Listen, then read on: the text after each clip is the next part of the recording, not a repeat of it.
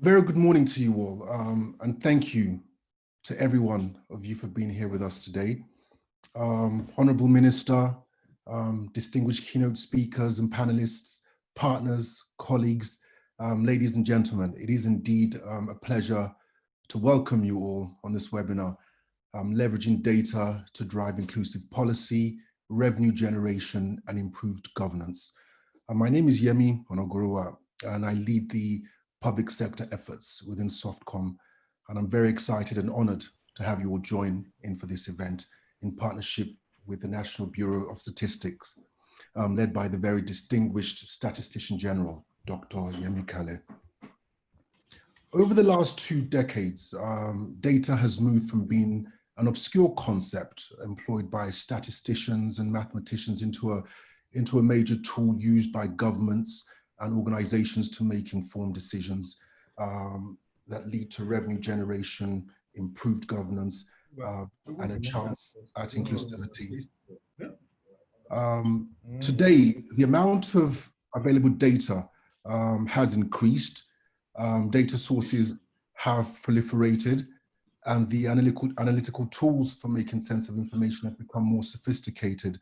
But organizations and governments globally still struggle with how to capitalize on those opportunities. We'll be exploring the many ways in which data can be collected, analyzed, and used across different sectors, and also the existing technological innovation and solutions that can help to fast track the inclusive policies, revenue generation, and improved governance. I want to take this opportunity to acknowledge the presence of our distinguished keynote speakers. The Honourable Minister of Finance, Budget and Planning of Nigeria, Mrs. Dr. Zainab Ahmed, and the Statistician General of the Federation, National Bureau of Statistics, Dr. Yemi Khaled. The Honourable Minister, Mrs. Dr. Zainab Ahmed, is the current Honourable Minister of Finance, Budget and National Planning, a position which combines responsibilities she has held as a Minister of Finance and also as a Minister of State for Budget and National Planning. In her role, she has spearheaded several initiatives, including the development and launch of strategic revenue initiatives, the SRGI, which is a cross-agency suite of interventions aimed at boosting domestic revenues, and the reconstituted National Tax Policy Implementation Committee responsible for drafting the 2019 Finance Bill, which then passed into law in January 2020. The Honourable Minister is a seasoned accountant with about 40 years of experience, including leadership roles in both the public and private sectors. She graduated with a BSc in accounting from Ahmadu Bello University in Zaria and an MBA from Ogun State University. It is an absolute pleasure and an honor to have you speak today, Ma. Thank you for graciously agreeing to share your wealth of knowledge with us at this webinar. I'm sure your presence will enhance the experience of the attendees. Honourable Minister, you're most welcome, and thank you very much indeed, Ma. Our next keynote speaker, Dr. Yemi Khaled, the Statistician General of the Federation, National Bureau of Statistics. Dr. Khaled holds a BSc in economics from Addis Ababa University, Ethiopia, as well as an MSc and PhD in economics from the London School of Economics and Political Science. Dr. Khaled worked as an equity analyst at Goldman Sachs and as a quantitative analyst at Merrill Lynch Financial Services.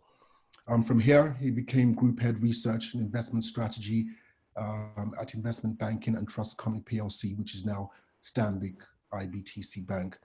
Later, he held the position of Special Advisor to the Minister of Finance, and subsequently Technical Advisor to the Minister of National Planning. In 2011, Dr. Khaled was appointed Statistician General of the Federation and Chief Executive Officer of Nigeria's National Bureau of Statistics, NBS, and in 2016 became the first NBS Chief Executive to be appointed for a second term. Dr. Khaled, thank you very, very much for your drive in communicating the importance of data to Nigeria and your continued support. I would also like to acknowledge our distinguished panelists who will be introduced in more detail by our moderator. Dr. Sarah Alade, the Special Advisor on Finance and Economy to the President and former CBN Governor. Thank you very much for taking time to join us now.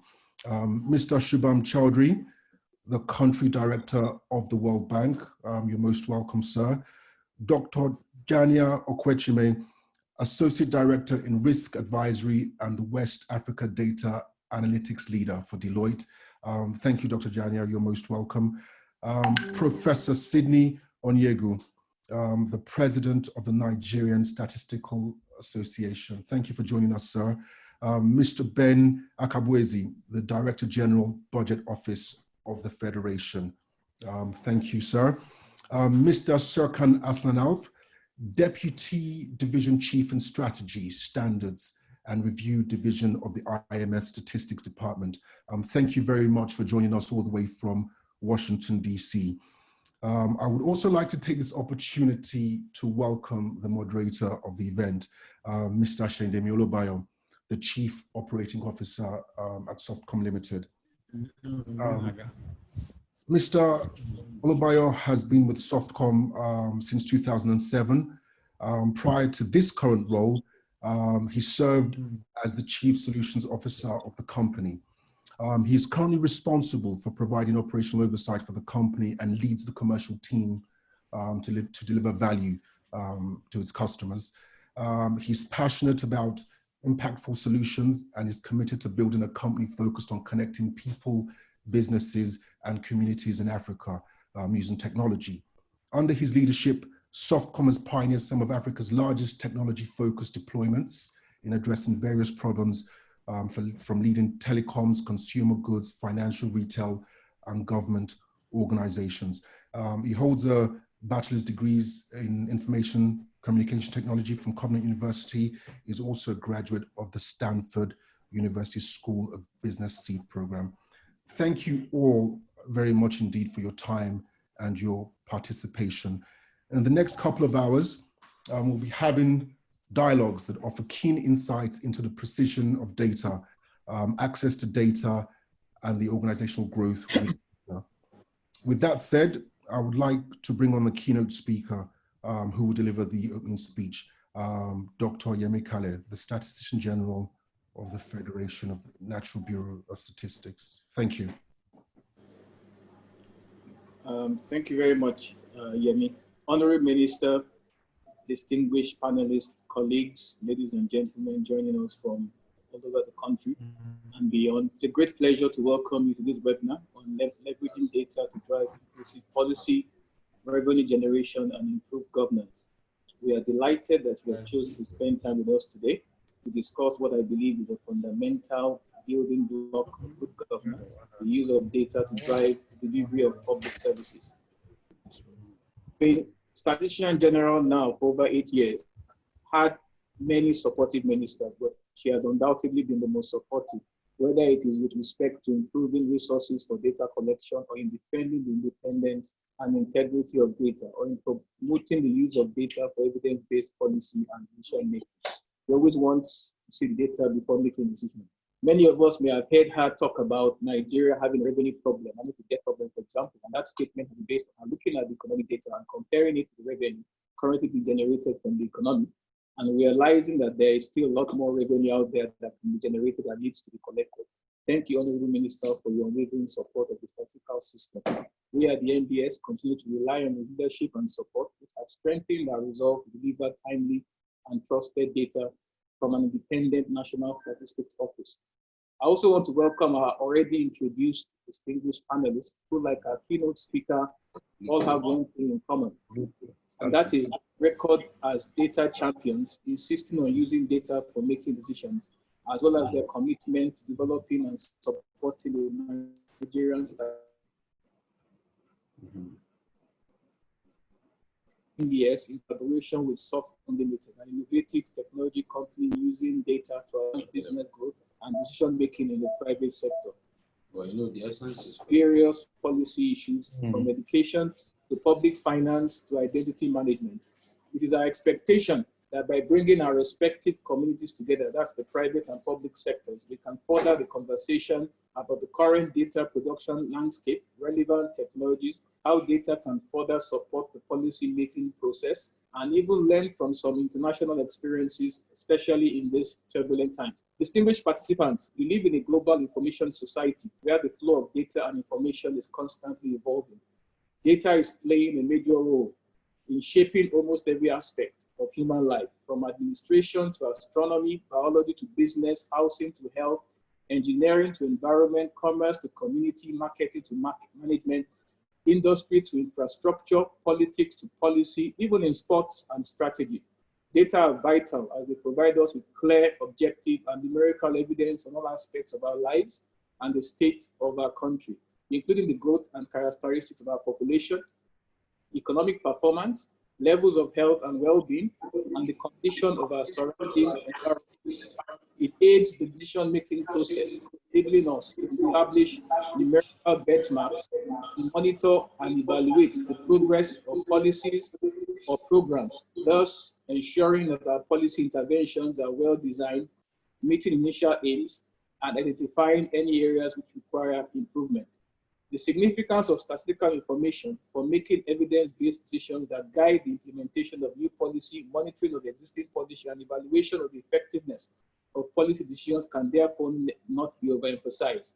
Without data, we cannot make well-informed decisions that will catalyze our socio-economic development and transform the future of generations. It is when we're able to collate, understand, and interpret data correctly, as well as identify key areas in our society or our economy that require change, that the policy prescriptions and direction of our governments and businesses are more likely to respond to the real needs of our communities. Today's theme therefore comes at the right time, and I consider it to be very important, not only because of my professional responsibility as Statistician General, but because it is a rare opportunity to support the growing efforts to improve development outcomes in Nigeria through an effective public-private partnership in decision-making. Additionally, this webinar and its theme is not only being organized against the backdrop of the federal government's consolidation of governance reforms and the repurposing of the framework of national development, but at a time of unprecedented turbulence of the coronavirus pandemic. This has also renewed the focus on data and its important role in fiscal governance and national planning. The public health crisis and the significant shocks to the economy have increased the pressure on government to deliver better results in record time. As we all know, better policy results mean taking the right decisions at the right time and for the right reasons. This means having the right guiding tool, that is the right data at the right time. However, having the right data at the right time is only part of the story. Evidence-based decision-making requires decision makers to actively engage with data and analysis at each point within the policy-making process, from initiating programs to allocating resources to the monitoring and evaluation of outcomes. This is what we mean by leveraging data to drive inclusive policies and improve governance. I am sure that the discussion today will further shine a light on the path from data-driven policy making to data-driven results. While this webinar will focus on the general umbrella of inclusivity and revenue generation, it is fair to understand that the scope of our discussion spans much wider. A 2019 OECD report states that the key opportunities of a data-driven public sector is to aid governance, to improve design and delivery, and to support performance management. Data and insights from processes such as the sectoral national account statistics or from the National Living Standards Survey can improve government's capacity to anticipate the level of tax compliance or to plan social welfare palliatives during an emergency. Our recent longitudinal study on the impact of COVID-19, undertaken in collaboration with the World Bank, can help policymakers to track the dynamics of the pandemic and design targeted responses. Similarly, the multiple indicator cluster survey provides empirical evidence of the outcomes or gaps linked to the national development framework. By knowing, for example, that the professional services sector constitutes 22% of tax revenue while accounting for only 3% of GDP, And at the same time, agriculture accounts for over 20% of GDP while contributing less than 1% of tax revenues. With that information, policymakers can optimize tax policies by better spending the burden and impact of tax on various sectors. It could also be useful to overlay the level of formality of the sector with its value contribution to GDP to be able to determine which sectors will sustainably deliver tax revenues with minimal use of resources. As another example, understanding that the bottom 10 states in consumption expenditure account for just 5% of the nation's total consumption expenditure, or that having large households and engaging in agriculture as a sole income generating activity is associated with higher poverty in Nigeria, should enable inclusive policies that target outcomes within the affected communities. Indeed, the COVID-19 pandemic has greatly engendered greater interest in such inclusive policies. In our recent collaboration with the United Nations Global Partnership for Sustainable Development Data and Geospatial Experts, ESRI, MBS launched Nigeria's COVID-19 Monitoring Data Hub as a source of centralized data affecting the nation's response to the coronavirus.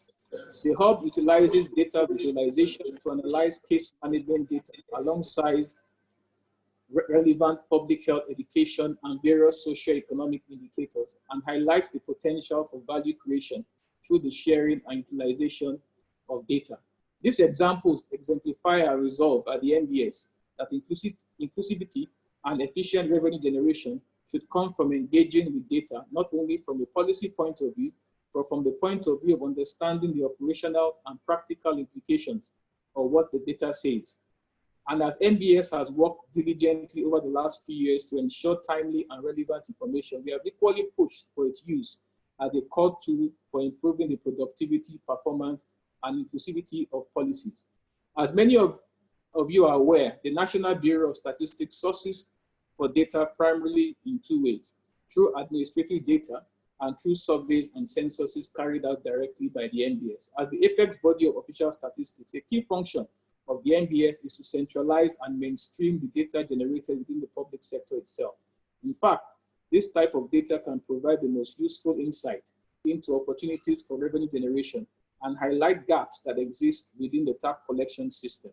Administrative data can have a direct impact on inclusivity. Furthermore, technology and innovation are expanding the boundaries of administrative data and the speed and accuracy of value creation. Blockchain technology and artificial intelligence can help governments predict areas of intervention, detect tax liabilities from different groups efficiently, assess fraud risks that underpin corruption, and monitor processes internally. Despite the ability to impact on the process of good governance, our data production architecture still, however, faces some challenges. For example, we still need to address the resistance to data sharing internally, which is reinforced by the realization that with transparency comes accountability, or the common misconception that sharing data means the loss of ownership or visibility as it relates to the information being shared. We also need to address the capacity and skill gaps within government, which is required to ensure timely and reliable transmission of administrative data. Improved data sharing and capacity are central to achieving our collective goals of leveraging data for revenue generation and policy impact. This leads me to my final points in my opening remarks today. An often downplayed aspect of data, which is critical to its positive use in policy outcomes, is the issue of trust. Before data can be leveraged towards meaningful use, both internal and external users must trust the data and ensure that data is used in ways that reinforce public trust. As the National Statistics Office, the custodian of official data, and the coordinator of the National Statistical System, MBS is aware of the critical role it must play in building trust and improving the efficiency of government interventions. Through our commitment to the Open Government Initiative, we continue to drive the accessibility, availability, transparency in methodology, and timeliness of data. We believe that these efforts ultimately contribute to coordinating governance initiatives, making evidence-based decisions, and developing a long-term vision. Let me close my remarks this morning by reiterating that the twin shocks of the health and economic crisis coming amidst historical low oil prices provides a unique opportunity to develop frameworks that solidify better use of data to drive our response to these challenges. Our discussions here today will help to illuminate the path of that ideal. I will end with the closing statement that I believe if we do the right things at the right time and for the right reasons, Nigeria can achieve its full potential. And one of such right things is getting our data right and leveraging on such data so we can get our policies right. Thank you once again for your kind attention. It's now my pleasure to invite the Honourable Minister of Finance, Budget and National Planning, Dr. Zainab Ahmed, to give her keynote address. Thank you, ma'am.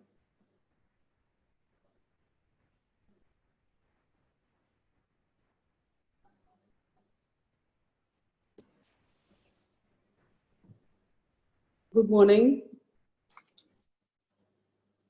distinguished guests, ladies. Start by congratulating softcom and NBS for organizing this very important and very topical webinar today.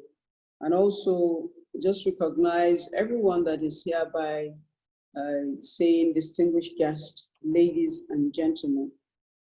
It is my pleasure to join you here today to deliver this keynote address on leveraging data to drive inclusive policy, revenue generation, and improve governance. This is a very timely theme, highlighting pertinent issues that are not only of strategic importance to the administration, but that these are issues that affect Nigerians now and also the future of Nigeria. Let me speak very briefly about the impact of COVID-19 and the measures that government has taken to address the crisis and the critical role of data in addressing this crisis. The impact of COVID-19 has seen government taking several measures to address the crisis. Like other primarily oil-dependent economies, we have been hard hit by the drop in the crude oil price combined with the COVID-19 pandemic. Our economy has seen serious challenges in the first half of 2020. We've seen a drop of revenue up to a 65% decline in projected net government revenue from the oil and gas sector, with adverse consequences for foreign exchange inflows into the economy. We anticipate that these challenges will continue into the third quarter of 2020. The necessary implementation of a lockdown and social distancing measures led to a near complete shutdown of economic activities, resulting in layoffs of staff across most sectors, loss of income for businesses, and a drop in average household purchasing power. All of this takes place against the backdrop of the most recent National Bureau of Statistics 5-year household survey on poverty in Nigeria. This report found that the annual household income is less than 137,000 naira, and this is equivalent to about just 11,000 naira per month for a family. And this sorry statistics is reflective of up to 40% of Nigerian households. What began as a health crisis has quickly snowballed into a global economic crisis, and the effects have been swift and far-reaching, and Nigeria has not been insulated from this. Our response to the crisis has been proactive and people-oriented. The pandemic has required that we take a critical look at our health and economic policies in order to swiftly introduce crisis management measures, catalyze support to the health sector, and accelerate certain key reforms while realigning and reimaging others entirely. Key interventions that we have taken included: one, Mr. President very early in the crisis established a 12-man presidential task force on COVID-19. Secondly, Mr. President also approved the establishment of a 500 billion naira crisis intervention, COVID-19 crisis intervention fund to finance the upgrade and improvement of health facilities and the creation of public works program, which will see the employment of at least 774,000 Nigerians, young Nigerians. Three, we also had the announcement of a fiscal package to replace the economy and to safeguard jobs. This is in the form of an economic stimulus package that has been approved by the Federal Executive Council, and also with specific provisions in that package provided for in the revised 2020 budget.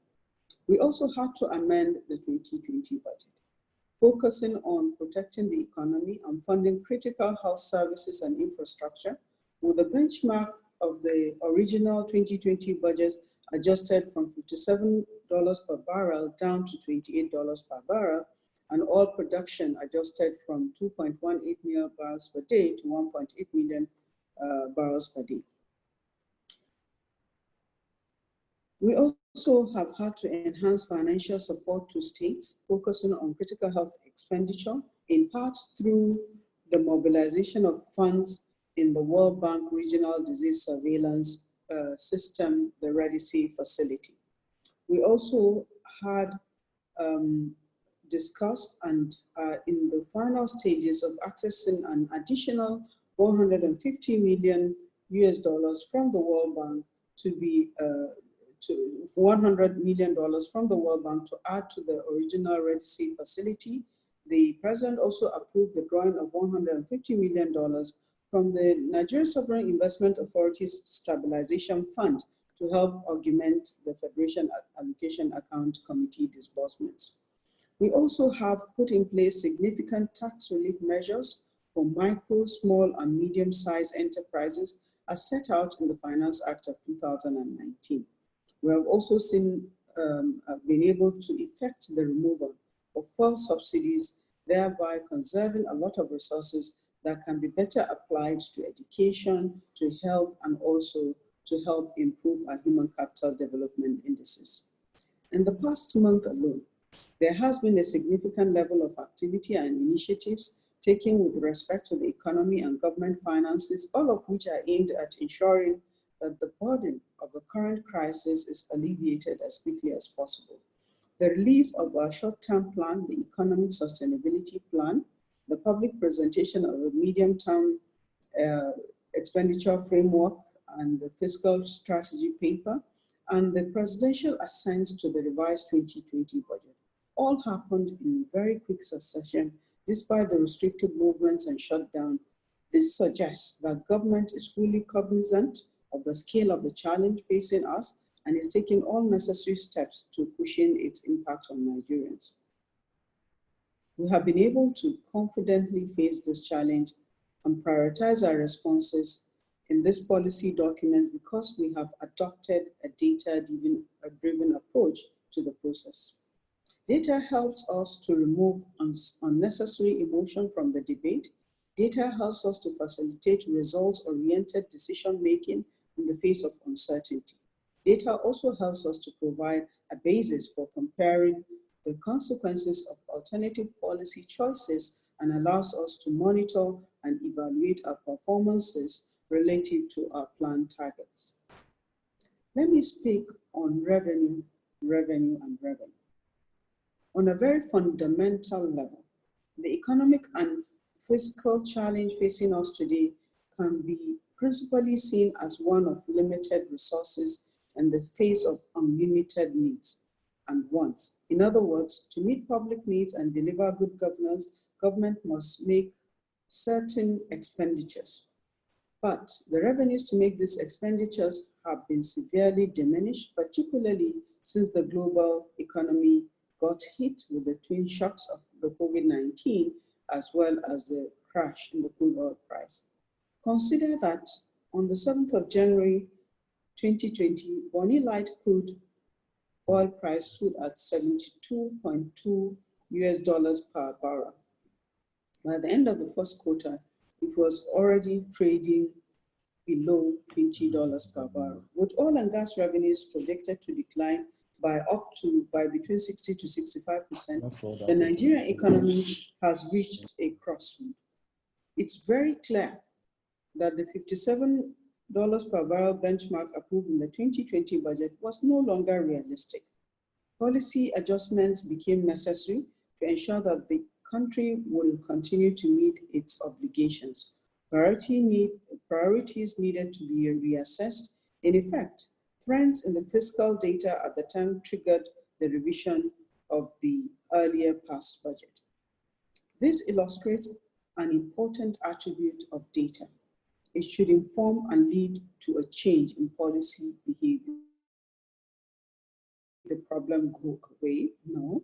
Neither does denying what the data say for political reasons make any sense. Clearly, this pandemic has brought to the fore the need and the urgency to further diversify the sources of government revenue and the wisdom of our strategic revenue growth initiative, which we launched in 2019. Unfortunately, too often, we have let emotions rather than data drive the debate on the diversification of revenue sources. Analysis of revenue data shows that in 2018, Nigeria's revenue to GDP stood at 8%, significantly below our comparator countries on the continent, as well as even on the continent's average. It was also below the ERGP target of 15% to GDP. In fact, even at 15% revenue to GDP, Nigeria will still lag behind comparator countries, but at least there will have been an effort, and there is ongoing effort to move towards that 15%, which still represents a major change in policy behavior driven by data to purposely target revenue generation levers. Under the SRGI, therefore, we have identified various revenue initiatives that will potentially generate 13 to 18 trillion naira across both oil and non-oil revenue sources, and ensuring that we're able to achieve the 15% revenue to GDP target by the year 2023. Importantly, we recognize that the cooperation and coordination with the states will be necessary to achieve the 15% target. In fact, the states will need to cumulatively generate at least 3.4 trillion naira to contribute to this target. Apart from the behavioral changes at the macro level, a data-driven approach also drives changes at the micro level within our institutions. This can be in the form of plugging revenue leakages or by identifying new sources of revenue. Let us consider these 2 points in turn. Accurate and reliable data is also essential in plugging revenue leakages. Data is equally relevant for identifying new sources of revenue. It is not enough to simply plug leakages. New sources of revenues are necessarily complement to the SRGI. Specific actions include identifying sectors of the economy that can benefit from fiscal and tax reforms while expanding the base or the rate for such taxes. Ultimately, the goal is to ensure that such policy decisions are driven not by ideology, but by data. For instance, consider the result from the recent analysis by the National Bureau of Statistics, which compared the contribution of various economic activities to GDP and their contributions to VAT receipts. Using Quota 1 data for 2020, the analysis found that activities which constitute a large chunk of nominal GDP contribute relatively less to VAT collection. For example, while professional services accounted for 22% of the total VAT collection in Quota 1 of 2020, this activity only accounts for 3% of the nominal GDP. On the other hand, manufacturing accounted for 13% of nominal GDP in Quota 1 2020, but only 1% of total GDP receipts. Trade appears to be one activity that contributes as much to economic output as well as its share of VAT receipts. This may also explain why it is a significant predictor of the direction of economy. Moreover, because it employs a sizable number of the labor force and it involves highly informal economic activity across the country, trade also gives a sense of how the generality of the populace are feeling or faring. This suggests that there may be some room to consider how to design appropriate tax policies sufficient enough to generate revenue for growth in that sector without constraining the trade sector. This may be through greater formalization of the trade sector, providing the incentives for operators to enter the tax net. For this reason, the forthcoming national census of the businesses to be conducted by NBS will provide the policy arm of government relevant data to support businesses in the country. This will be very useful for the design of appropriate sector-specific initiatives. I believe these examples clearly underscore the need for robust data production framework to support the policy-making process. Let me speak briefly about how we are supporting the broader data production ecosystem. And before I conclude, before I move on, let me briefly touch on how we're supporting this broader data ecosystem and how some of these initiatives can be replicated at the subnational level. A recent initiative is the Open Treasury Quota, which provides data related to budget implementation and government financial transactions above a certain threshold. But by the way, the threshold is 5 million naira across all ministries, departments, and agencies. Through this initiative, the administration not only demonstrates its commitment to transparency, openness, and good governance, it also indicates another means through which data availability could be directed towards influencing behaviors. With the associated transparency brought about by the program, it is expected to be a significant mechanism for reducing revenue leakages as well as improving spending efficiencies. I would like to conclude by noting that Nigeria's data production system has witnessed remarkable progress under the current leadership of the National Bureau of Statistics.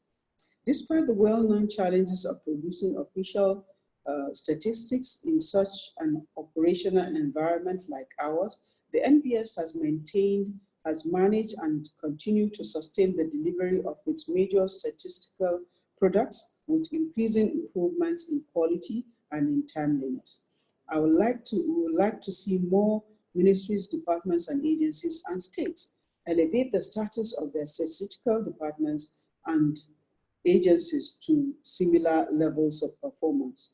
We must leverage their output to inform policy making and promote good governance within respective spheres of influence.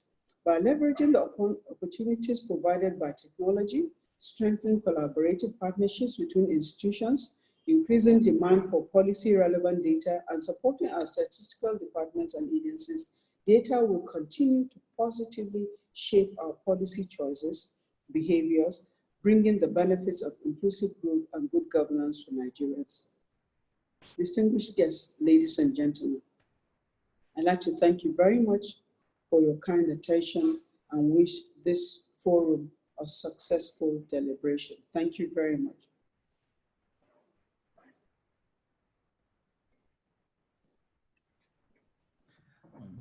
The Honourable Minister of Finance, Budget and Planning, thank you very much for your keynote. And good morning, everybody.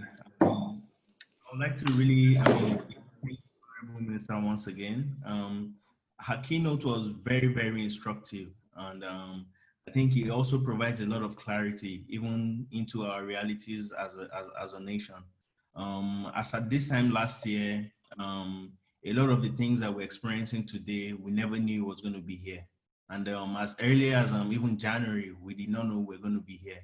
But suddenly what started as a global health pandemic quickly snowballed into even economic challenges for the nation.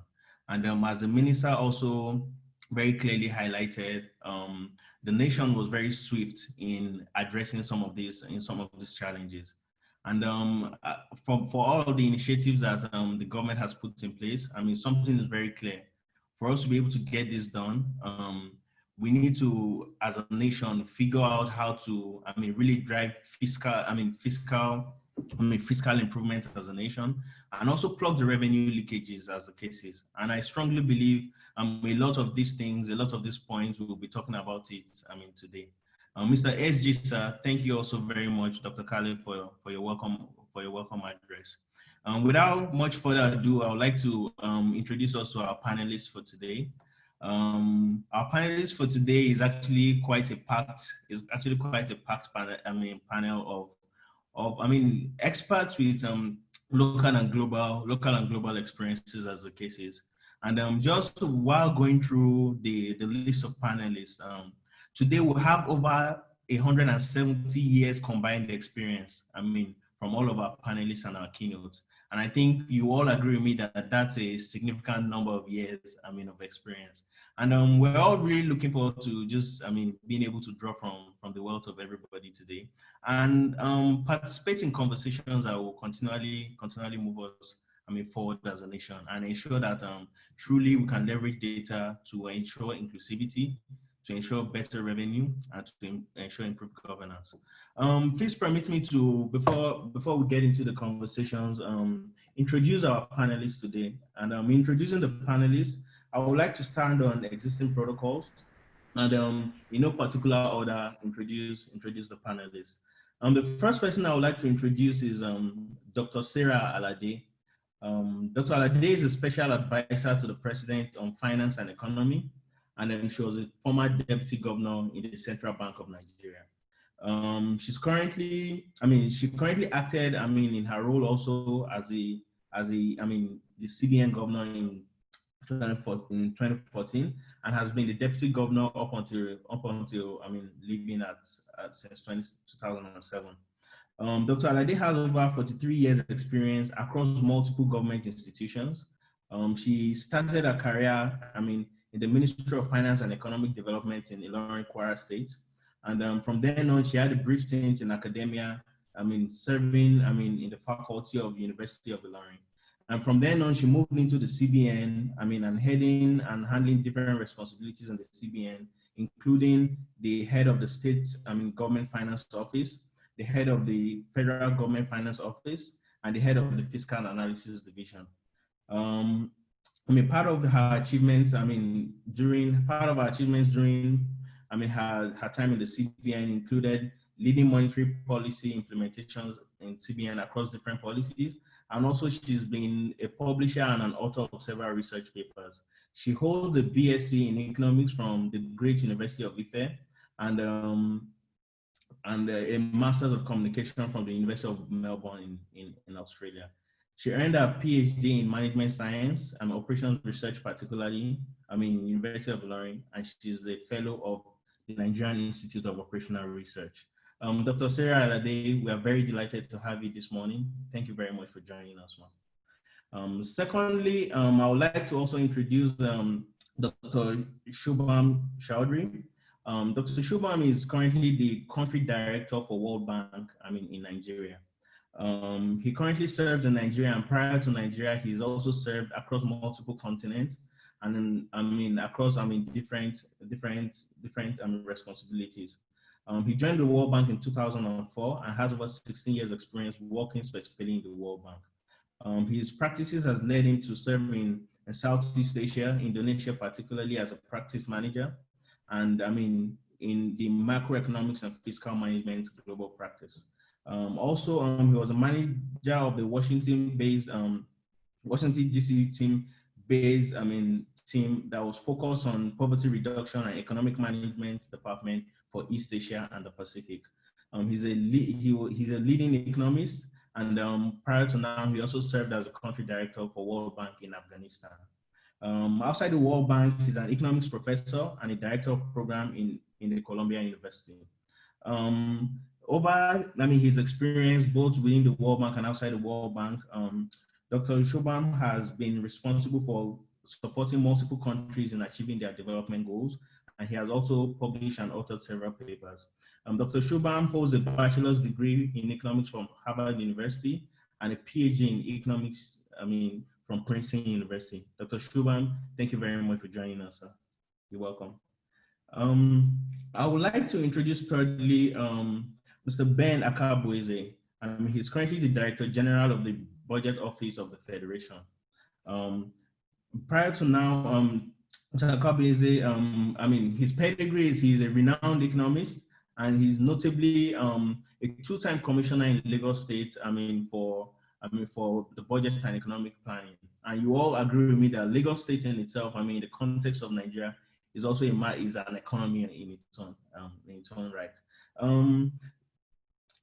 Prior to now, he served as the Chief Executive Officer of Now Bank, and he served also as a two-time, as I mentioned, Commissioner for Economic Planning and Budget in Lagos State. Before being the DG of the Budget Office of the Federation, he served, the President's team as the Special Advisor to the President on National Planning. He has helped organizations in developing advanced data, he has helped organizations in driving and ensuring that they can achieve their objective. He holds a BSc in accounting from University of Lagos. He's a fellow of the Chartered Institute of Accountants and Institute of Credit Administration in Nigeria. He's also a honorary member of the CIBN, which is Chartered Institute of Bankers of Nigeria. He also holds a postgraduate degree in business administration from Lagos Business School. Mr. DG, sir, you're very welcome. Thank you very much for joining us. I would also like to introduce Dr. Jania Okwechime. She's an Associate Director in Risk Advisory. And I would like to introduce Dr. Jania Okwechime. Sorry about that. She's an Associate Director, in Deloitte. Focusing on risk advisory and data analytics in West Africa. Dr. Jania has experience across, multiple continents. Her experiences in itself spans across Africa, Asia, North America, and Europe, focused on providing data-driven technologies and data-driven insights for organizations and people. Over the last 15 years, she's, very intensely worked, with Deloitte in supporting organizations to achieve objectives. And she's a big data consultant in the US, UK, Asia Pacific, where she provides insights and solutions around data warehousing to major financial, telecommunication, and retail giants across the continent. Dr. Jania holds a bachelor's degree in computer science from European University in Cyprus and a PhD in machine learning from University College London. Thank you very much, Dr. Jania, for joining us. Next, I would like to also introduce to us Professor Sydney Onyeagu. Professor Sydney is currently the president of the Nigerian Statistical Association. He's what you can refer to as a career statistician. Professor Sydney is a professor of statistics from Nnamdi Azikiwe University, Awka, and he has been elected the 9th president of the National Statistical Association. He has published several papers in the areas of discrete discriminant analysis and consulted widely both locally and internationally. He holds a BSc in statistics from Obafemi Awolowo University. He holds an MSc in statistics from Ahmadu Bello University, and he holds a PhD in statistics from University of Ilorin. You're very welcome, Professor Sydney. Thank you for joining us. Last time, our final panelist, and in no way the least, I would like to also introduce Dr. Serkan Asana. He's currently the Deputy Chief Division, he's currently the Deputy Chief Division of Strategy and Standards and Review in the IMF Statistics Department. He's a renowned economist with over 22 years experience, and his experiences in itself span across Africa and Asia in various capacities, just supporting organizations and nations to strengthen their economic policies. His achievements include an initiative around strengthening data dissemination through standardizing IMF data initiative. He's also responsible for the banking sector stress test for Japan Financial Sector Assessment Program. Dr. Serkan holds an undergraduate degree in economics from MIT and a PhD in economics from Stanford University. I would like to welcome everybody. Thank you very much for joining us today. Today promises in itself to be, quite an interesting set of conversations. I think we can just really jump right into it. Going by the keynote of the Honourable Minister of Finance, Budget and Planning, and also the welcome address of the Solicitor General of the Federation, something is very clear. Data in itself represents a key strategic pillar and a key strategic driver for the economy and for the nation. I would like to really just speak to something the Honourable Minister mentioned. The Honourable Minister mentioned that Nigeria has been working on fiscal reforms aimed at expanding our tax and revenue base. As of 2018, our revenue to GDP ratio was about 8%, which is still a single digit. I mean, now studies indicate that even when you compare to other countries, even countries like Ghana, the tax to GDP ratio or revenue to GDP ratio is double digit, at least 15%. Dr. Serama, I would like to really, ask you, what role do you think data can play in enabling our nation achieve its objective of at least a 15% tax to GDP ratio by 2023? Over to you, Ma. Thank you, Moderator. The Honourable Minister quoted the revenue to GDP.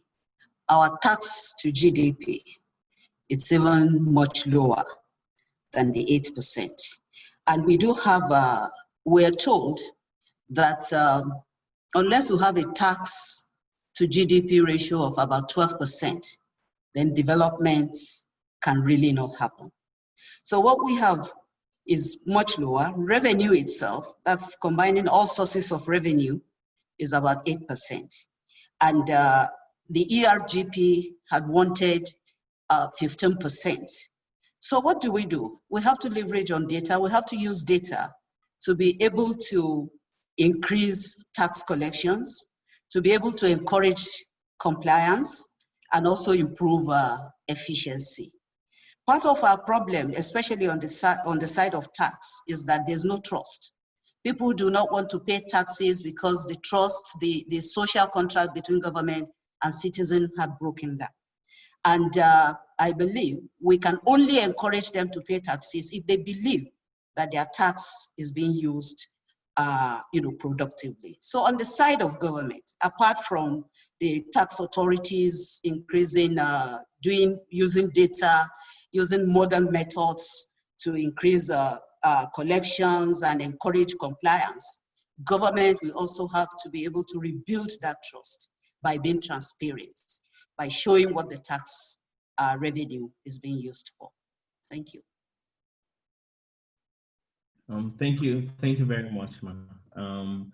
I think data in itself goes to show that just making data readily available, readily consumable by the populace, it's a very strong way to also, build trust, between the government and the people. Dr. Shubham, the World Bank in itself, I would like to move over to you, sir. The World Bank has been a key partner of Nigeria for more than 50 years. I think precisely since about 1958. And I think this in itself uniquely positions the World Bank to have been both a key partner and also a key participant and observer of Nigeria's development journey. I would like to really gain your perspective on the role you believe data has played in shaping this evolution to where we are today. Thank you, sir. Thank you. And thank you to Dr. Kale and to softcom for organizing this. Look, the World Bank, we think of ourselves as a data-driven organization because data are absolutely key to furthering our global mission, which is to help Nigeria and countries all over the world eliminate poverty. The origins of statistics started with, the states, the governments, kings back then wanting to, know what their population was like so they could conscript for the military. And they wanted to know how much people were producing so they could tax them and add to the Treasury. But really what's been come out in the last 50 years is how important data are for development, for furthering the goal of poverty reduction, of improving lives. And so in almost everything that we do at the World Bank, both here in Nigeria and across the world, it starts with the data, the information about development outcomes. That's the first. How many children are out of school? What is the state of maternal and child health? Certainly, that's in terms of development outcomes as experienced by the citizens, by communities, by families. Second is how effective are government programs to further development outcomes. So for instance, is a particular program designed to make sure that mothers get the appropriate prenatal care at primary healthcare facilities? Is that program working?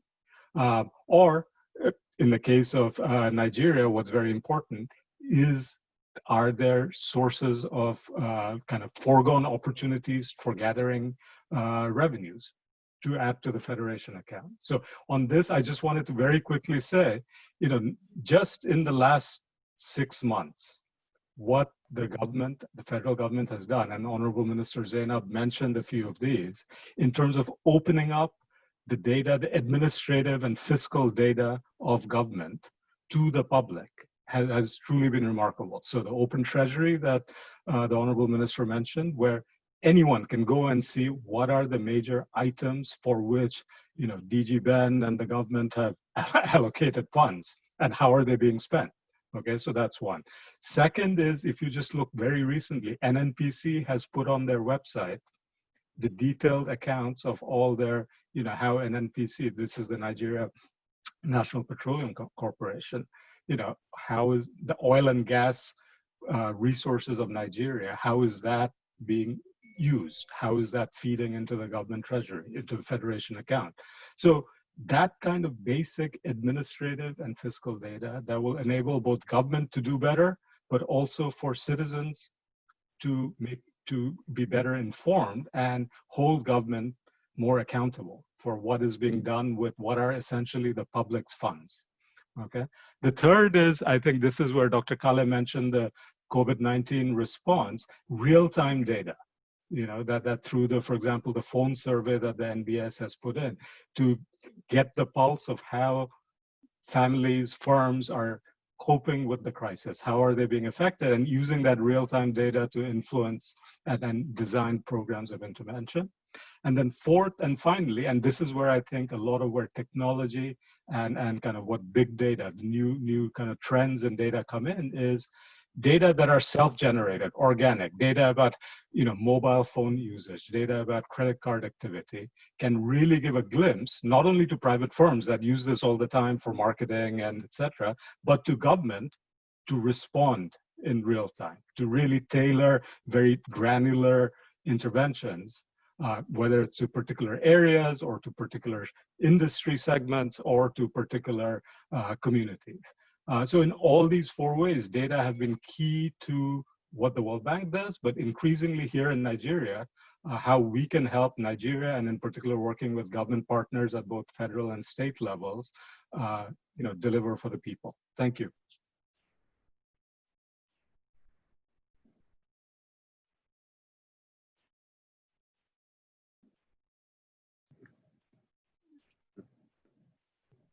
Mr. Moderator, you may be muted. Thank you. Thank you, Dr. Serkan. Apologies for that.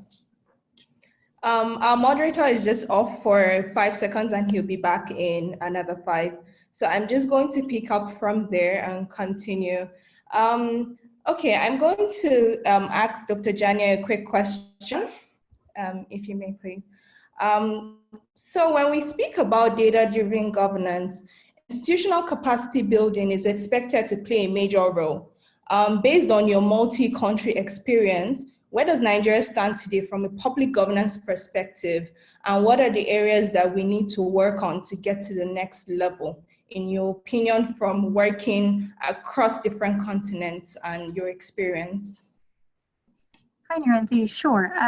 So I would say being a data-driven government or a data-driven organization of any sort is a journey that you go on.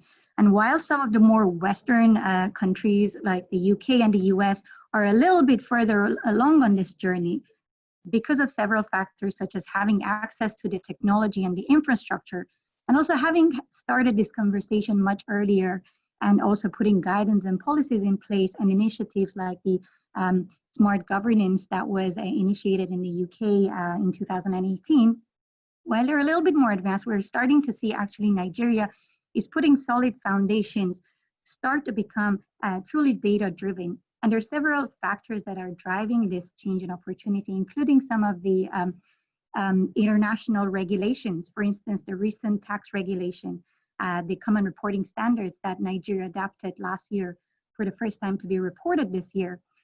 This new tax regulation, it has gone away from the traditional reporting of files and paper documents and gone away and developed and requires the institutions to report their tax based on the OECD standards using a technology platform. And now this initiative has now resulted in regulators like the FIRS to develop this, deploy this kind of technology so that the financial institutions can now upload their reports in this way. And that has a ripple effect on other organizations like the CBN. Now, having to develop new set of KYC customer onboarding forms that the institutions now have to collect from the very beginning to onboard their customers.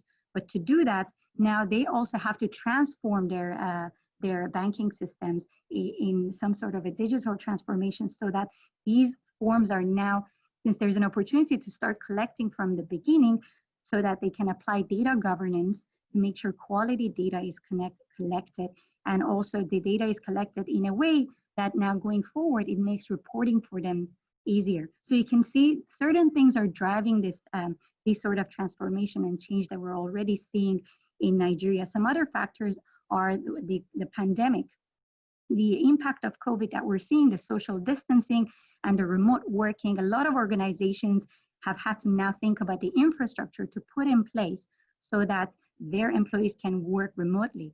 Likewise, the government institutions and regulators are also looking into technology so that they can start collecting certain data from various organizations for their reporting remotely, as opposed to having in-person and physical meetings. So that means they're also looking into developing infrastructure and developing centralized databases in place so that they can remotely collect this data. As you can see, the change is already happening, and in these kind of pandemics will accelerate these processes. But not only just data, also what needs to be added to answer the second part of your question is to have that tone set at the top, this cultural change to come from the leadership, because it's not just the technology that needs to be built, but the capacity needs to be built within the government organizations, within the regulators, to have the capacity within their employees to take advantage of this data, because it's not just enough to have the data, but to also have the skills and capability to start leveraging this data.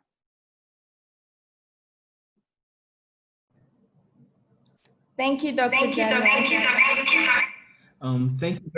Thank you for that contribution. Yes. Our moderator is back and he's going to take over now. Thank you. Please, I would like to apologize for the internet service provider. Yeah, I just had a brief hitch. Thank you very much, Dr. Jania. I think I picked up everything you mentioned. I would like us to really just speak on a particular part, which I think the Honourable Minister spoke to. Dr. Serkan spoke to it. Dr. Sharpom also spoke to it, and that's the citizen side of things. And I think my next question will be for, Mr. DG, sir.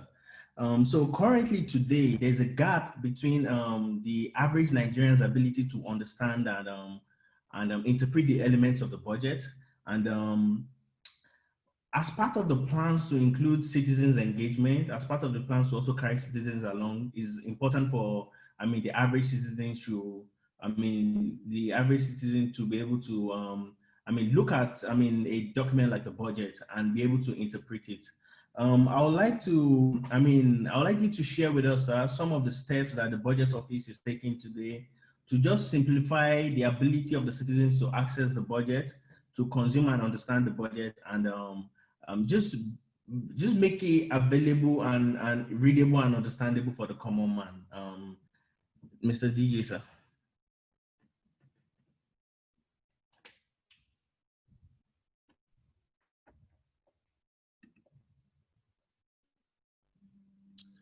Thank you, Moderator.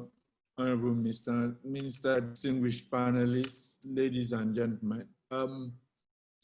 Basically, as you rightly observed, the budget belongs to the citizens. I mean, the budget is simply a tool to deliver,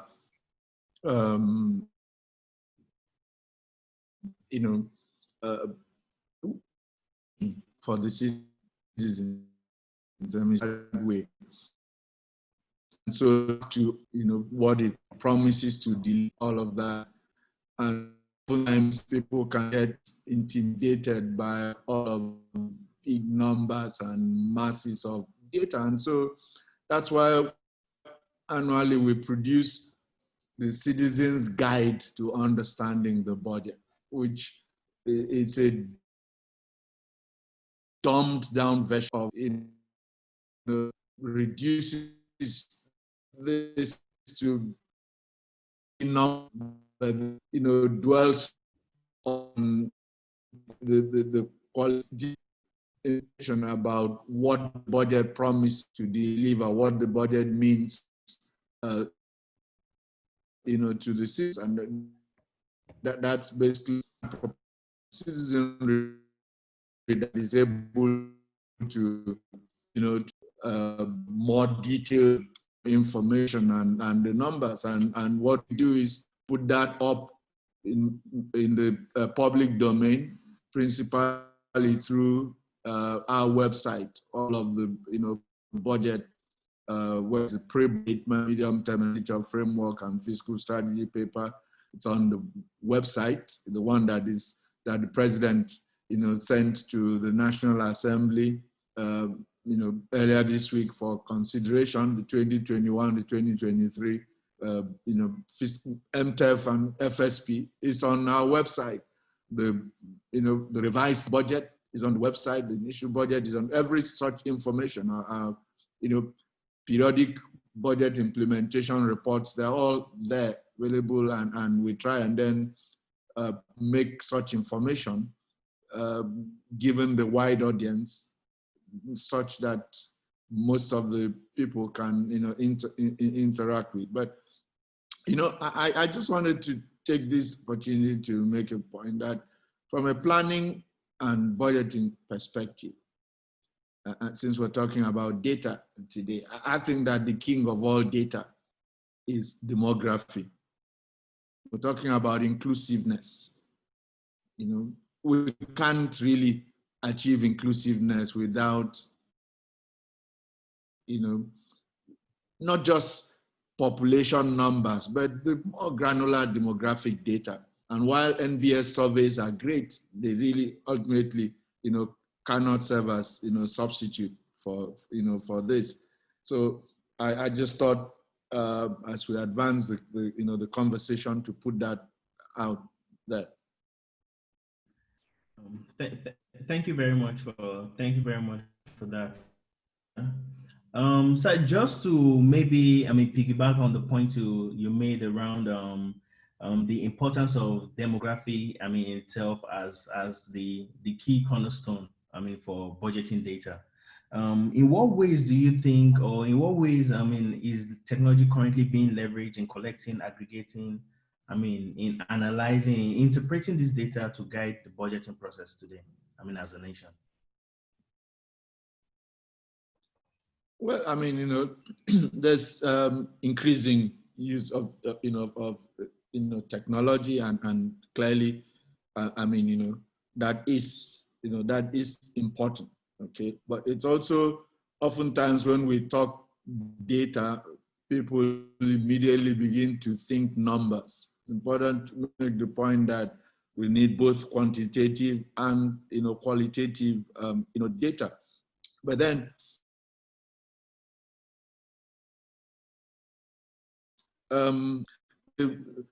as much as we recognize the necessity of data in our budget work and planning generally, in the face of severely constrained fiscal space, it is in practice often difficult to make the case for higher allocation of resources to date is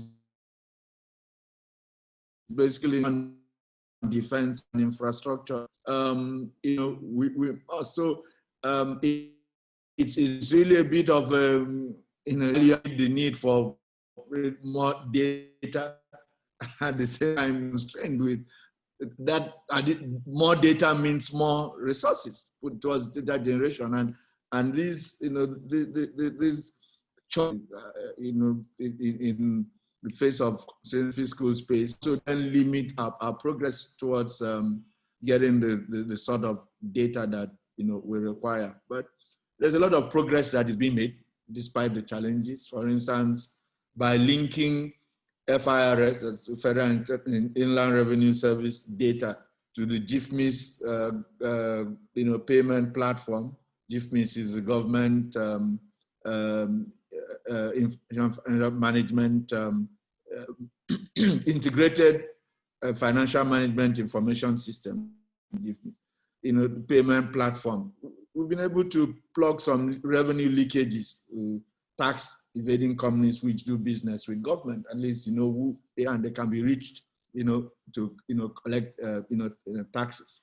So there's some progress that is being made, but the point is, despite the challenges, government cannot be neutral on the subject of data, because life abhors a vacuum. If government itself does not have reliable data, interested parties will make up their own data, even if inaccurate.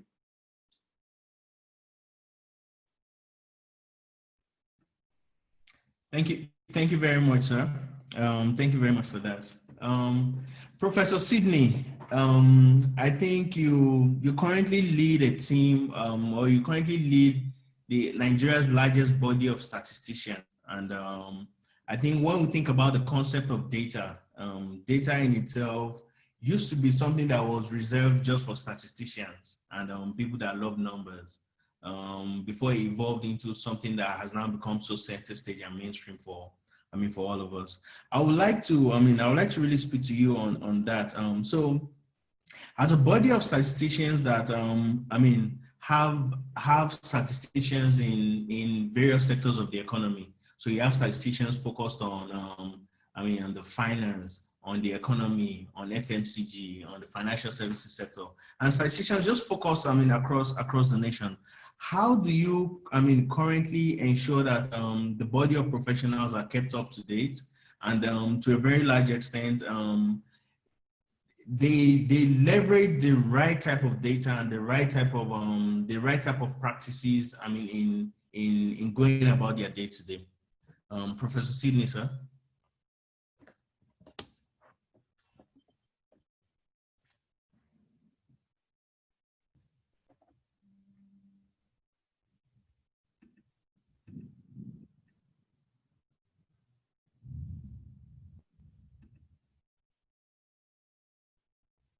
Professor, are you there?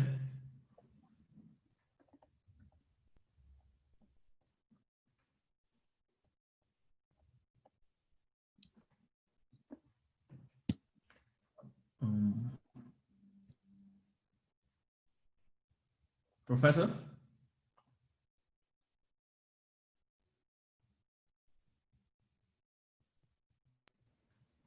Okay, so okay. I think our attention. Okay. Are you hearing me? Yes, sir. Please go ahead. Okay. Processing, distribution, and data analytics.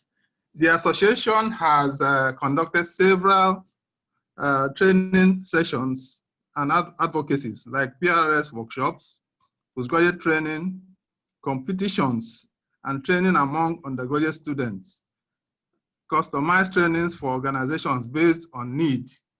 Pre-conference workshops and conferences are usually held every year.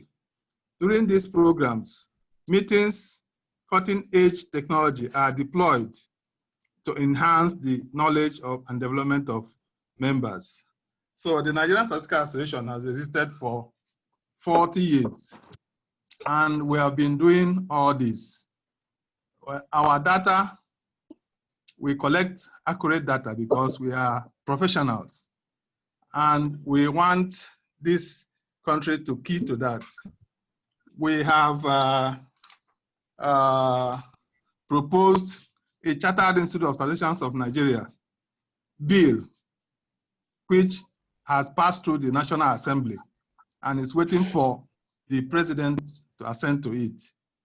We have also asked some of our, the Ministry of Education to make statistics a subject in the secondary school so that this problem of illiteracy in data will solve it from the beginning, because now in the universities, before you can get a student for statistics, there will be around 2 or 3, or they will come from computer science. They are rejected in computer science. They are rejected in engineering.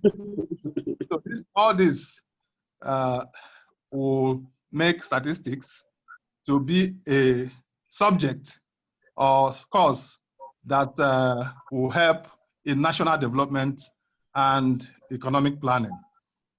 Of course, you know that you cannot talk of economic planning or national development without talking about statistics.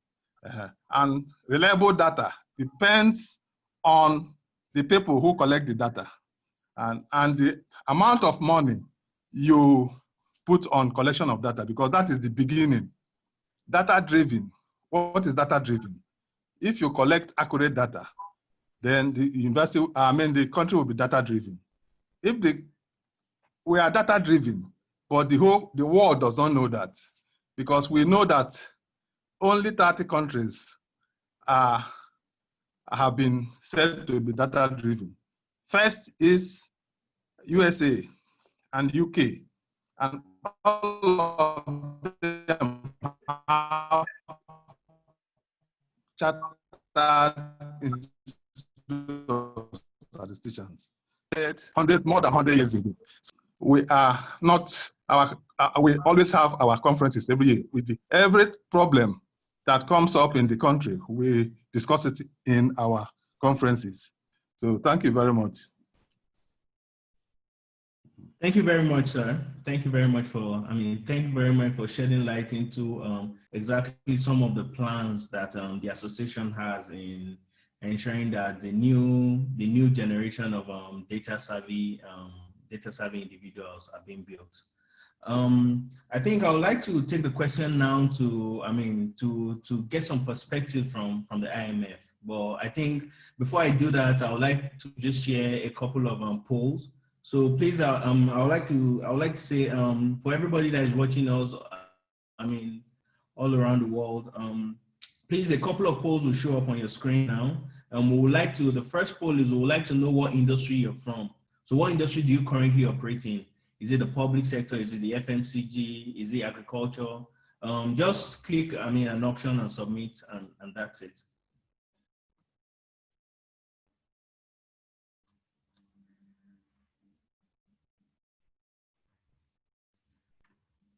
I would like a second quick poll. I would like to know how important data is for each of your organizations. So how foundational or how fundamental is, the impact of data on the work that you do. The poll will come up shortly.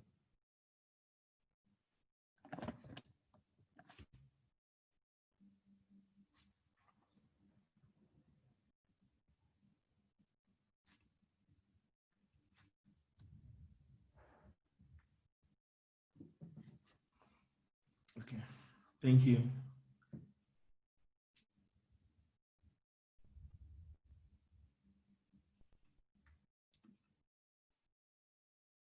Okay, thank you, the controller. Dr. Serkan, I think the COVID pandemic in itself was, an entirely unplanned and almost unforeseeable event. But what that has also done is also really poked holes in the global economic landscape. So something that initially showed up as a health challenge or a pandemic quickly snowballed in itself into economic issues, for nations across the world. And Nigeria no different. And I think the Honourable Minister has shared with us some of the actions that government has taken to really take control of the situation. If anything that has happened over the last couple of months is anything to go by, it's also now very clear that as an economy, as a nation, we need to diversify, much quicker than ever. And this is a conversation and a discourse that has been happening in various circles and across various professional circles. From your own perspective, I would like to know, can you share with us some of the foundational structures we can put in place as a nation to aid and drive diversification? And what role do you think data will play in driving that diversification? Professor Serkan, sir. Dr. Serkan? Thank you so much, and many thanks to Dr. Khaled for inviting, and also thanks to Softcom for organizing this event. It's a pleasure for us to be here. On the question that you mentioned on how data could help the diversification of the economy, allow me, if you would, just to maybe mention briefly how Nigeria has made significant progress in the last couple of years in terms of data dissemination under the IMF's data dissemination standards. As you may know, that Nigeria implemented the first tier of the IMF's data dissemination standard, the Enhanced General Data Dissemination System, the EGDDS, in 2016. And in this initiative, we assisted the authorities to launch a national summary data page, which is publicly available on the National Bureau of Statistics website. The page aims to serve as a one-stop publication vehicle for essential macroeconomic data such as national accounts, government operations, debt, monetary and financial statistics, and balance of payments. And the data are disseminated in both human and machine readable formats, which uses the latest technology. So this was a major milestone, we believe, in the country's statistical development, and the authorities have used it very wisely as a framework to further develop the statistical system. So that was in 2016. Now, 4 years later, we believe making further progress on these data standards could help Nigeria also to support the issues that you mentioned, including revenue generation, as the Honourable Minister mentioned, and diversification. And that's because we find that as countries move on these tiers, we find that there's better, those countries tend to have better perceived transparency, more investment, which leads to more diversified economies, and then which leads to higher revenue and more resilient economies. And in that context, we believe Nigeria, for the next step for Nigeria could be to make progress to move to the second tier of the data dissemination standards, the Spatial Data Dissemination Standard, or SDDS. Sorry for all the acronyms. And in that, because the SDDS is the data standard designed for countries with international market access, such as Nigeria, and as of today, 75 countries subscribe to the SDDS, including Senegal and South Africa in the region. And in fact, Senegal was just like Nigeria in 2016, moved to the first tier and recently moved to SDDS.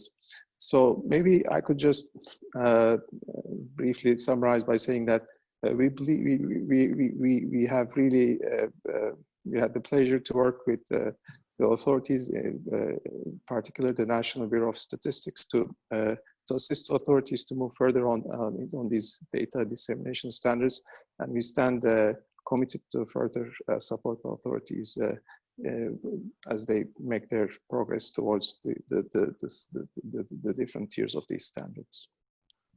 Thank you. Thank you very much, Doctor, for that. And I think, still on the topic of diversification, Dr. Sarah, I would like to also maybe pick some of your own perspective on that. Given our current reality and the need to really diversify our economy, as a nation, how do we enable businesses to, very clearly and carefully assess opportunities, quantify risk, and really identify their addressable markets? What would be your perspective on that, ma'am? Thank you, Moderator.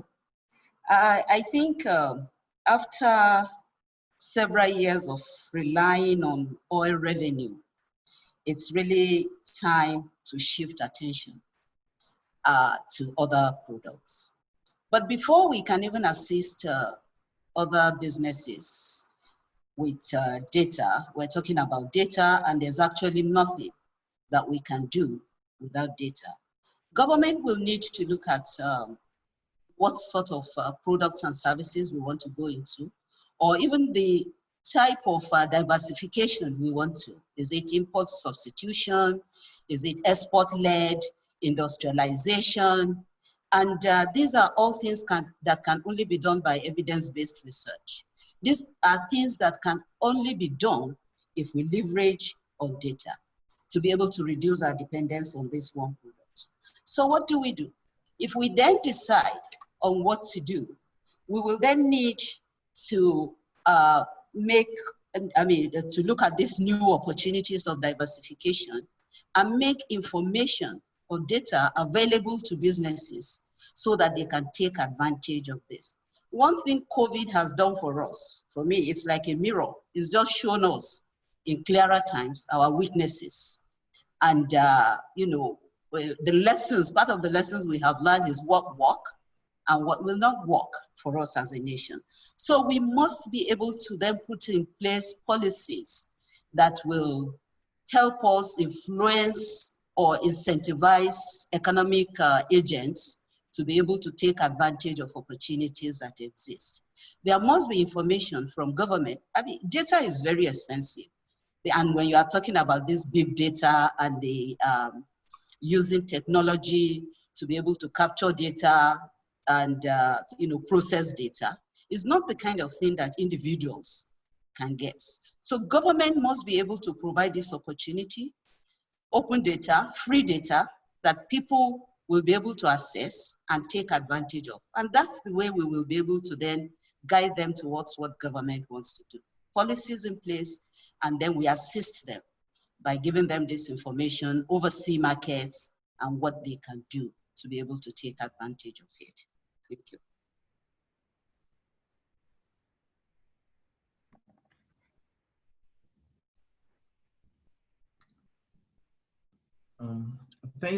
Thank you very much for that, Dr. Sarah. I think one thing.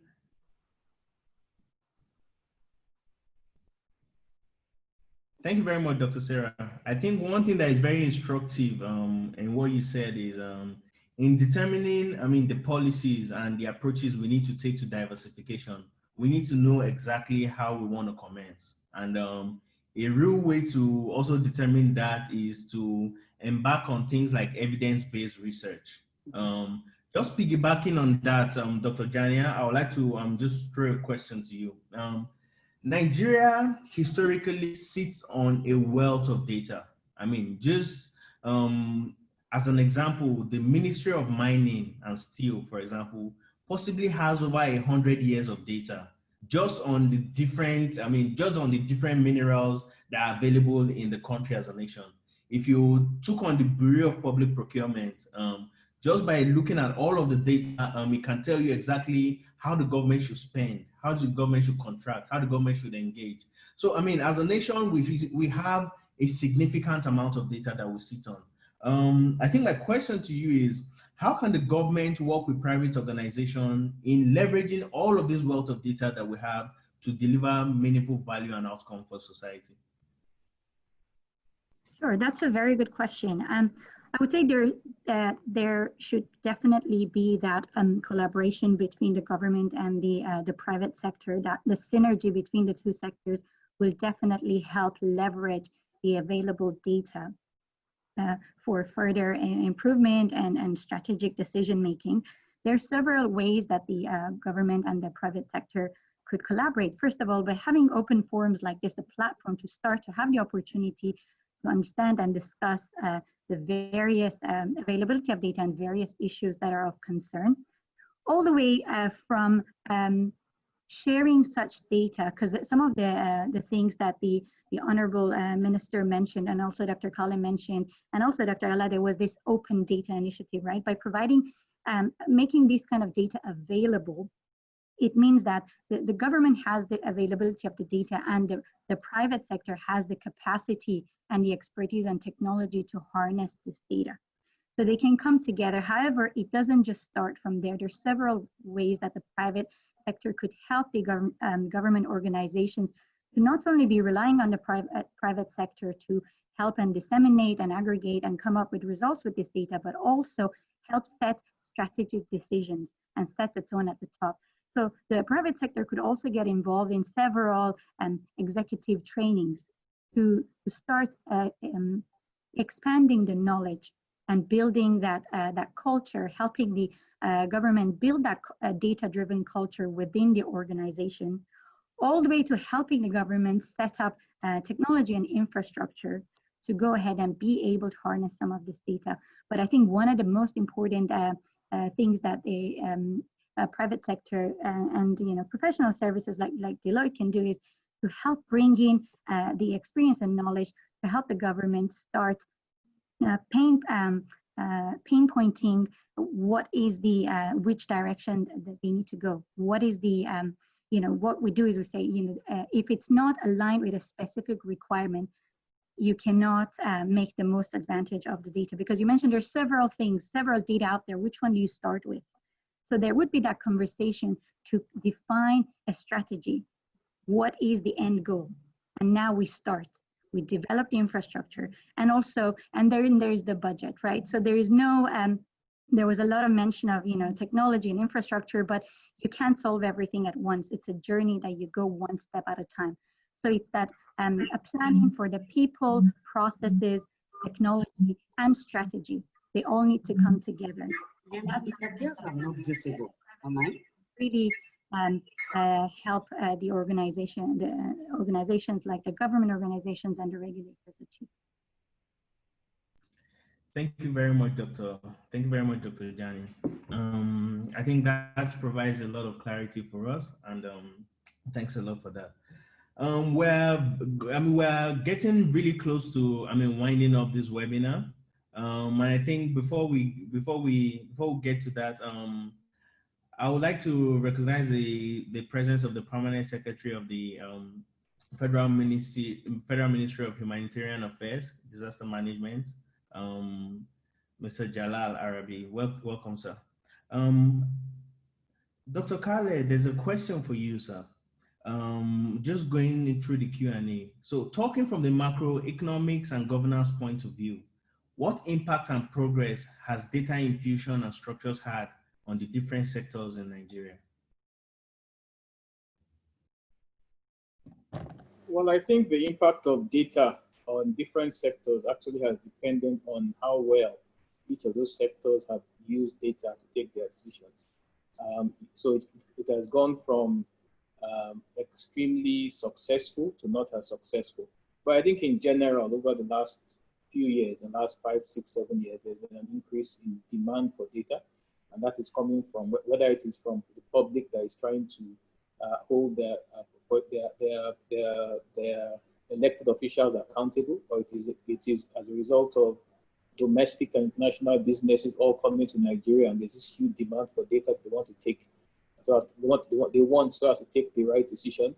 We have even our government demanding a lot of data. If you look at our national development plans over the last few years, you see so much domestic data involved in the plans.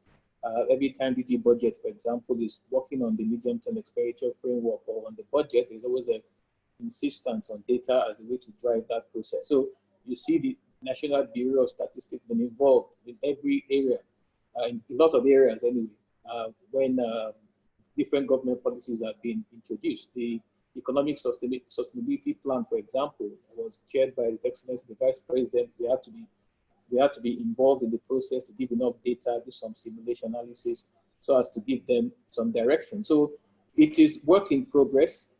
Several sectors are using data a lot more than others, and you'll find that there's a direct link between the sectors that pay a lot of attention to data. They're definitely significantly more successful than the other areas, the other sectors that are not using data to take decisions. Thank you very much. Thank you very much, Dr. Kale.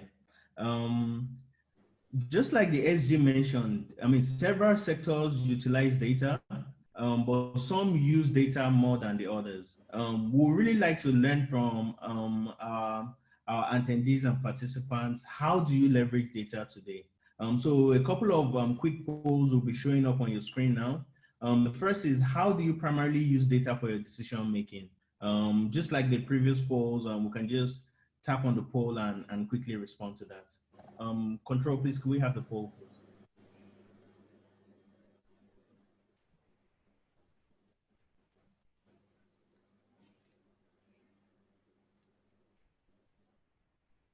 I think while we're answering this question, it will really also be nice to know what, for individuals that, rely on sources of data, it will be nice to know what sources of data you typically rely on. For your data, do you rely on the National Bureau of Statistics? Do you rely on other government sources like the State Bureau of Statistics?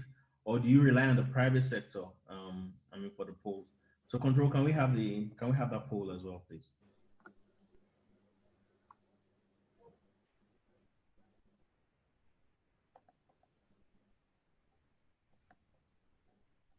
At the end of this session, I'll also share our general results, and that will give us a feel of exactly how we individually leverage data today.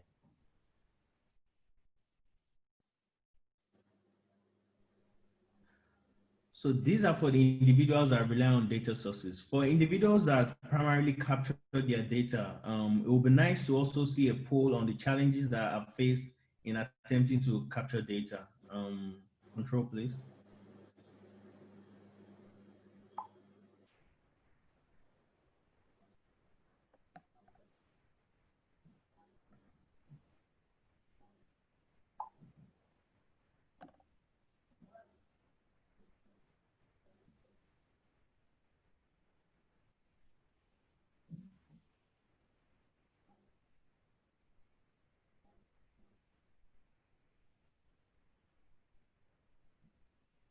Okay, thank you. Thank you very much. Ladies and gentlemen, we are, inching very closely towards the close of this, of this session.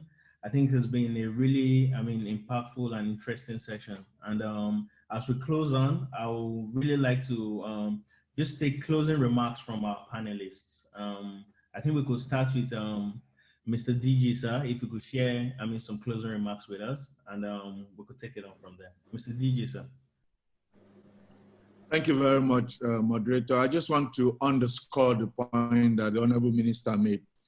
Revenue generation is absolutely critical. That's our #1 fiscal challenge.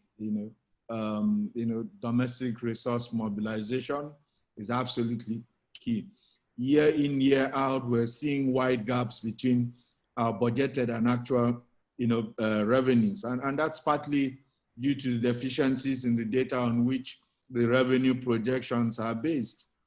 So a case in point is stamp duty on electronic credits to bank accounts. The estimates are all over the place, from 200 billion naira per annum to 10 trillion naira. There's some fellow who's been going around telling the National Assembly that, in fact, I think these latest estimates are 20 trillion naira. So, but again, initially this was designed to cover transactions, of 1,000 naira and above, but it was later changed to 10,000 naira. In that process, that threshold change wasn't backed with, relevant data to quantify the impact. And so it seemed like a political decision driven by political consideration. So when it comes to this planning for revenues, we would have to, rely more on data. The housing sector can be a key catalyst for economic growth, but for over a decade now, the gap in Nigeria's housing, has remained at, a guesstimate. For many years, the number I frequently heard was 16 million. A few years ago, somebody decided perhaps we've had 60 million for too long and upped it to 17 million. And, which of course the Ministry of Works and Housing contests. But you know, how can we develop a credible housing policy if we don't even have this, you know, basic data? So, you know, I think that we all must agree that we need not just more data, but also data analytics, and it's absolutely imperative that we, you know, give it the right attention and the resource allocation.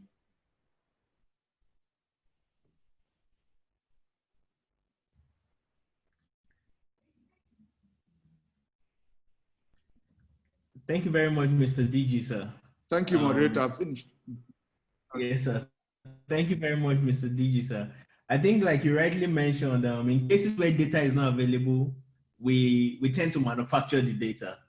And I think solving this in itself is, requires a fine balance and, partnership between the public and the private sector, just in ensuring that a significant amount of this data, because in the private sector as well, data, information, insights is what happens on a day-to-day. But today, some of those information and data in itself is kept, for competitive edge. But that data can actually be meaningful for every single, every other, different other segments of the society. And I think fostering a better relationship, fostering even an open data framework will really improve this. Thank you very much for that, sir. Dr. Sarah, your closing remarks, ma'am.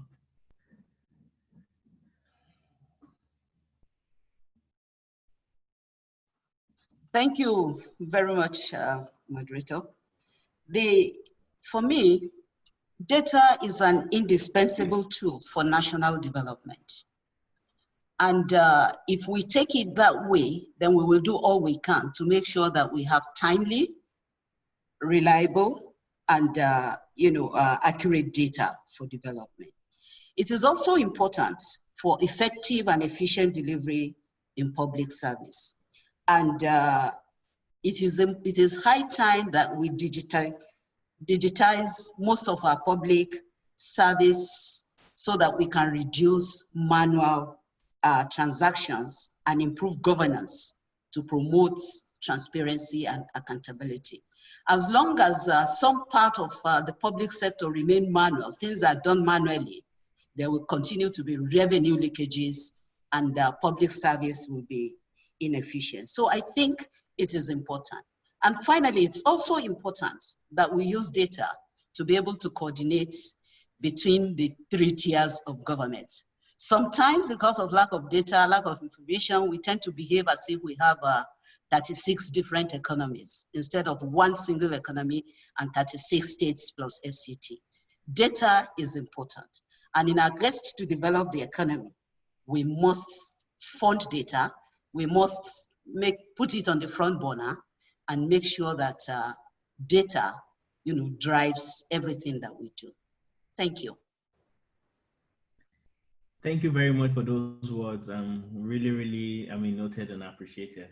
Dr. Jania, some closing remarks? Sure. So I would like to first of all say thank you very much to Softcom and Dr. Khaled for organizing this, and also thank you to the Honourable Minister for the insightful keynote. I think it has been a great conversation. A lot of things that were mentioned, like the open data, as well as looking at other sources of data, like the geospatial data that the Statistician General mentioned. It means that the initiative is there. The lookout is there to go and leverage all of these data, as well as the open data to increase public engagement and transparency and improve citizenship services. So I concur Dr. Sarah Alade's comment on saying we need to increase more digital platforms. I would say specifically if we would start with the healthcare system, given the pandemic, that would be a great initiative. But I think to close, I would say that we've established that there's a lot of different sources of data. I think one thing that I would say would be good to focus on would be within various government organizations to start collecting or creating a centralized database where various sources can be reconciled on all the various data discrepancies can be removed to create a single source of truth.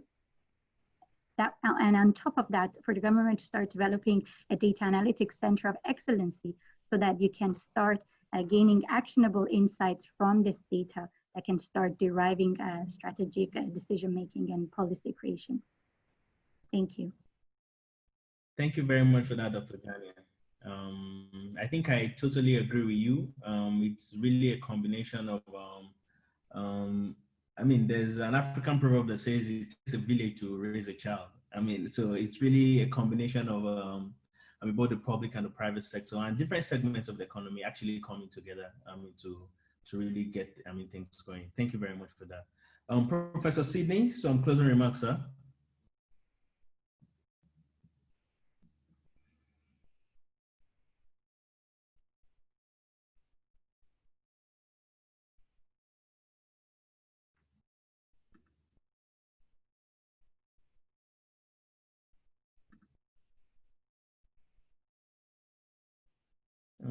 Prof, can you hear us? If you're speaking, you're on mute, sir. Okay. This can be achieved by applying data for public value in planning, delivery, and monitoring of public policies and services, understanding the data rights of citizens in terms of enshrining ethical behaviors, building tools that give citizens visibility and influence over the use of their data, and protecting privacy and security. Thank you very much. Thank you very much, sir. Thank you, sir.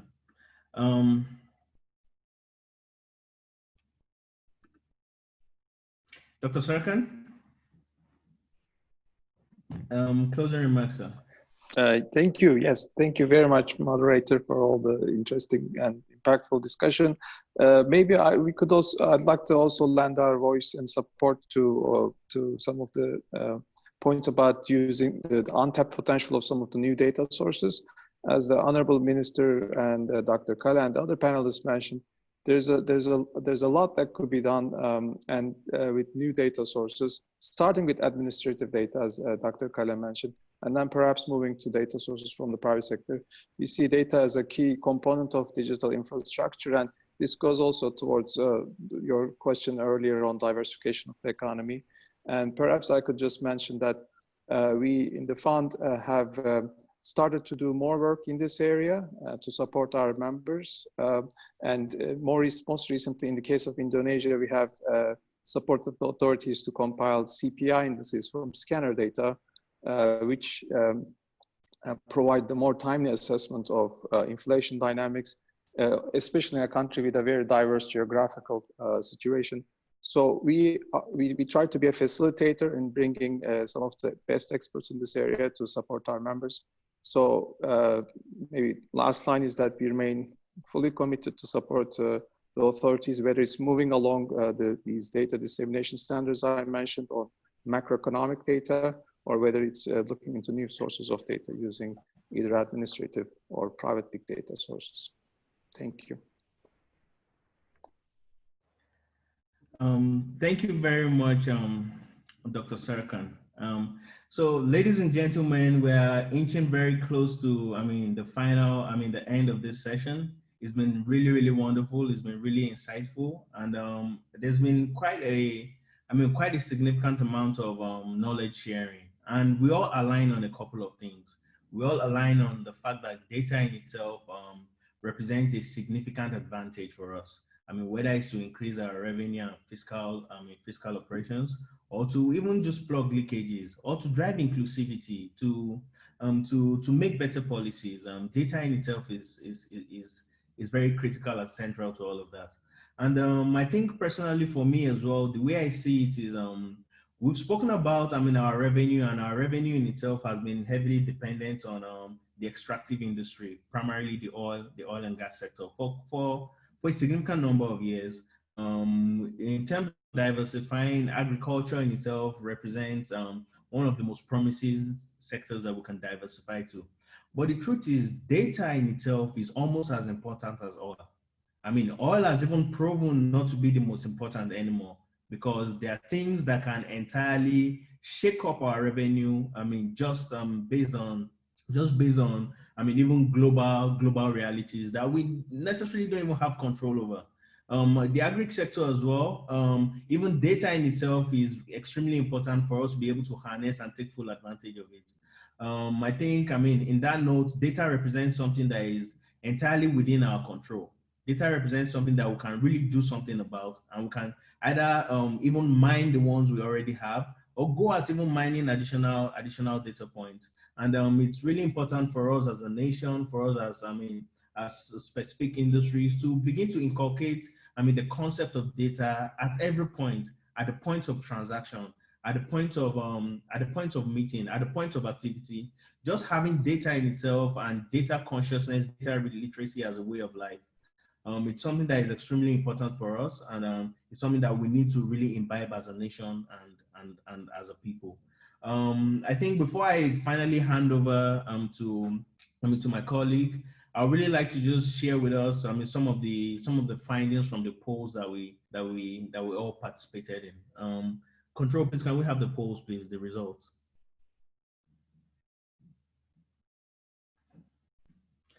Okay, so about 33%, we had about at the peak, we had about 550 attendees. About 33% of us were from the public sector, about 18% from the private sector, roughly 1% from FMCG, 2% from financial services. The oil and gas sector represented about 5% of all attendees, and professional services represented about 21%. Then others that possibly, did not choose anything, or maybe pick some specific sectors, represented about 16%. And agri represented 4% of every single participant today. Thank you to everybody, and thank you again. The next poll, please, the results.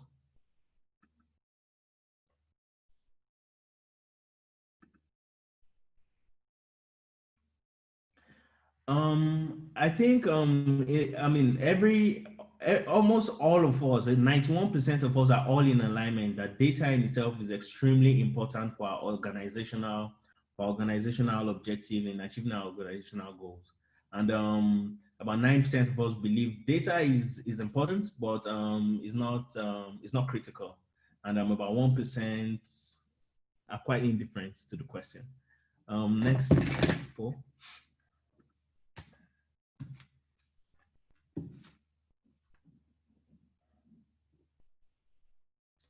So about 80% of us primarily collect our own type of data. So the different MDAs, collect their own data to actually make their decisions and drive their efforts. And about 20% rely on secondary sources of data, like published reports and data bodies to utilize for their activities. Next. Control, we can make it in faster succession. I think it's fine. Yeah. Okay, so for the 20% of us that typically utilize secondary sources of data, the National Bureau of Statistics represents how the bulk of us, over half of us, actually acquire our data. About 20% also acquire data from other parastatals like the State's Bureaus of Statistics, and the private sector. Another 30% of us utilize the private sector, data companies to actually or industry specific reports for our data. I think we have 2 more poll results and we're done.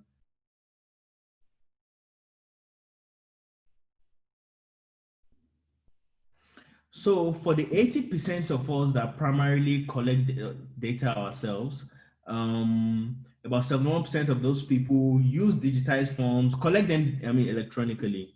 We still have about 20% of us that still make use of paper forms and make use of manual means to collect the data. And about 9%, will I say, contradicted the question. Please, can we go on? Yeah.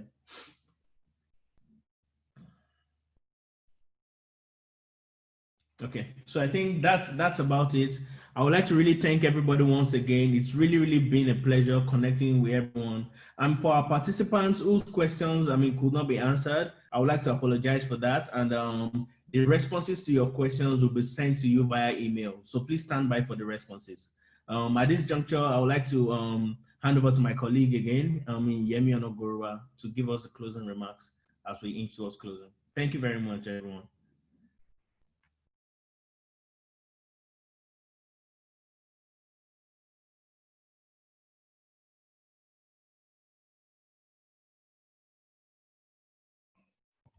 Sorry, I was on mute. Good afternoon, everybody, and thank you for your patience. The event went on further than we anticipated, and thank you all for staying with us. I'm very cognizant of everybody's time, so I'm going to get straight to it. I'd like to thank our wonderful and distinguished keynote speakers for sharing their perspectives and wealth of experience with us. A special thank you to our amazing and distinguished panelists also for providing insightful responses to the questions posed. I'm sure you'd all agree that we've all learned so much and are now fully armed with more knowledge. To all our guests, once again, thank you for staying with us. Thank you for being here today and taking time to patiently listen and to engage with our keynote speakers and panelists. A key takeaway from this session is the need for data for the purpose of the design of inclusive strategies to tackle governance and policy making in Nigeria, as opposed to using conventional wisdom or the way we've always done things. This is the only way we can drive inclusive and sustainable development for Nigeria. Sustainable national development cannot happen if we do not understand the basic needs of the people.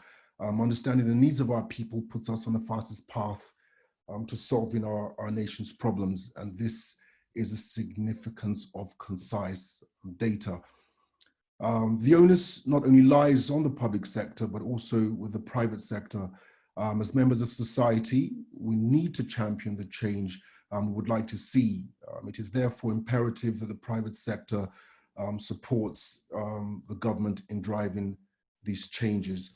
To conclude, I'd once again like to thank our keynote speakers, Honourable Minister of Finance, Budget and National Planning, Mrs. Dr. Zainab Ahmed, Statistician General of the Federation, NBS, Dr. Yemi Khaled. Thank you so much for your support. Thank you so much for your wisdom, and thank you so much for your time to our keynote speakers. A big thank you to our distinguished panelists, Dr. Sarah Alade, Mr. Shubham Chowdhury, Dr. Jania Okwechime, Professor Sydney Onyegu, Mr. Ben Akabweze, and Mr. Serkan Aslanal. Thank you all so much for your time. Thank you for your questions, your feedback, and your knowledge that you shared with us today. And last but not least, I'd really like to thank our moderator, Mr. Shendemi Olobaya, who I'm sure we all agree did a great job in really probing into those questions. I'd also like to say a big thank you to the NBS team and my dear colleagues at Softcom for all the hard work and the effort that they all put into ensuring that this was a successful webinar. Thank you so much for all your efforts. Once again, a big thank you to our guests for attending. We look forward to acting on all that has been discussed today. Thank you very much for everyone who organized this great event. Goodbye, and we hope to host you again in the near future. Thank you and have a great day ahead.